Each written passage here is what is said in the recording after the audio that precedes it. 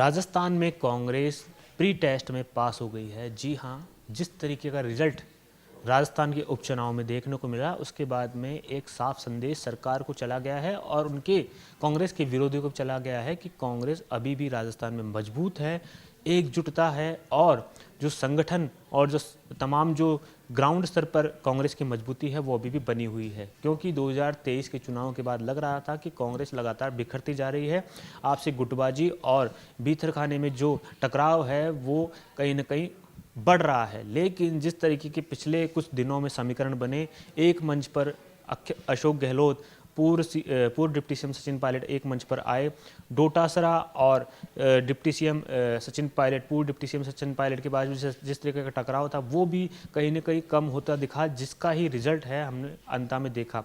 अब अंता के रिजल्ट के बाद में यह तो तय हो गया है कि कांग्रेस की मजबूती 2028 यानी आने वाले विधानसभा चुनाव के लिए उनकी तैयारी जो है वो एक ऊंचे लेवल पर पहुंच चुकी है। और कांग्रेस ने एक ये मानकर चल रही है, कांग्रेस ये मानकर चल रही है कि ये जो टेस्ट था, प्री टेस्ट था, इसमें सफल हुए हैं तो ऐसी ही एकजुटता अब आगे भी बना के चलनी है।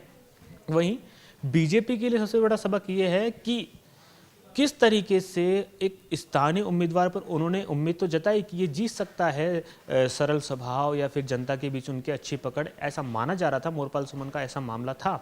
लेकिन जिस तरीके की बात देखी गई, रिजल्ट कुछ परे दिखे। अगर 2-3 हज़ार का भी कुछ वोट का कुछ प्रतिशत कम होता तो बीजेपी तीसरे नंबर पर भी खिसक सकती थी, क्योंकि यहाँ पे नरेश मीणा ने अच्छी खासी ताकत खुद की दिखा दी थी। तो ऐसे में कांग्रेस के जो रिजल्ट है, कांग्रेस के लिए रिजल्ट काफ़ी अच्छा है और आने वाले 2028 के चुनावों के हिसाब से जहाँ तक लगता है कांग्रेस अब तैयारी उसी स्तर पर कर रही है। कार्यकर्ताओं को तमाम दिशा निर्देश कांग्रेस के प्रदेश अध्यक्ष गोविंद सिंह डोटासरा के द्वारा समय समय पर देते रह जा रहे हैं। साथ ही अब एक्शन मोड की भी बारी है, क्योंकि गोविंद सिंह डोटासरा ने सख्त निर्देश दिए थे कि जो भी नेता अंता उपचुनाव के दौरान प्रचार से नदारद थे उनके खिलाफ एक्शन लिया जाएगा, उनकी रिपोर्ट तैयार की जाएगी। क्योंकि उन्होंने साफ संदेश दिया था कि कांग्रेस में एक्टिव नेता ही रह सकता है, एक्टिव नेता ही काम कर सकता है। ऐसे में डोटासरा भी अब सख्त एक्शन लेने की तैयारी में है।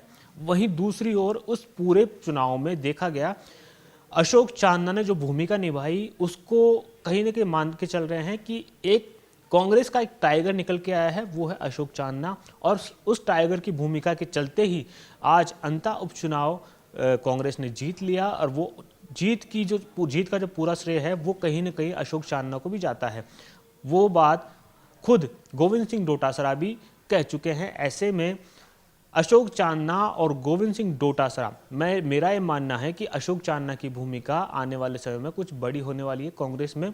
और जिस तरीके का उन्होंने चुनाव प्रचार किया और व्यक्तिगत टिप्पणियों को अपने ऊपर लिया, उसके बाद में उन्होंने पूरी ताकत दिखाई, जिसके चलते रिजल्ट पलट दिया। वहीं दूसरी ओर कुछ ऐसी बातें भी निकलकर सामने आ रही है कि जो प्रत्याशी थे, निर्दलीय प्रत्याशी नरेश मीणा, उनके ओर से दावा भी किया गया कि उनको अंता उपचुनाव में किसी और ने मदद नहीं की, उनके पूर्व कांग्रेस में मंत्री रहे हैं रमेश मीणा ने मदद की।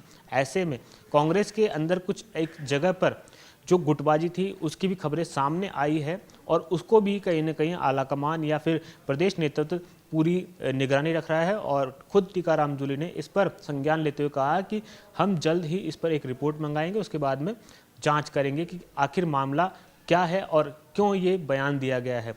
क्योंकि अशोक गहलोत खुद कह चुके थे कि नरेश मीणा को कुछ लोग हैं जो साथ दे रहे हैं, तो उनका ये बयान भी उससे जोड़कर देखा जा रहा है। तो ऐसे में कांग्रेस के अंदर कुछ ऐसे जयचंद भी हैं जो कहीं ना कहीं नरेश मीणा का साथ दे रहे थे, ऐसा कांग्रेस का मानना है। तो ऐसे में कांग्रेस के लिए ये भी सबसे बड़ी चुनौती रहेगी कि कैसे न कैसे जो छोटी मोटी जो जगह पर बिखराव है, टूट है पार्टी में, उसको ख़त्म किया जाए और आगामी जो चुनाव है उसके लिए अभी से पूरी तैयारी की जाए। क्योंकि कांग्रेस ने एक साफ संदेश तो इस अंता उपचुनाव के प्री टेस्ट में दे दिया है कि प्रदेश में सरकार विरोधी लहर जारी है और उस लहर का फ़ायदा उनको पंचायत और नगर निकाय चुनाव में मिल सकता है। ऐसे में सरकार इस टेस्ट में फेल हो गई और कांग्रेस सफल हो गई। तो आने वाले वक्त में कांग्रेस किस तरीके से आगे जो रणनीति है वो तय करती है, ये भी देखने वाली बात है। कैमरा पर्सन विक्रम के साथ मैं हेमंत शर्मा, जयपुर।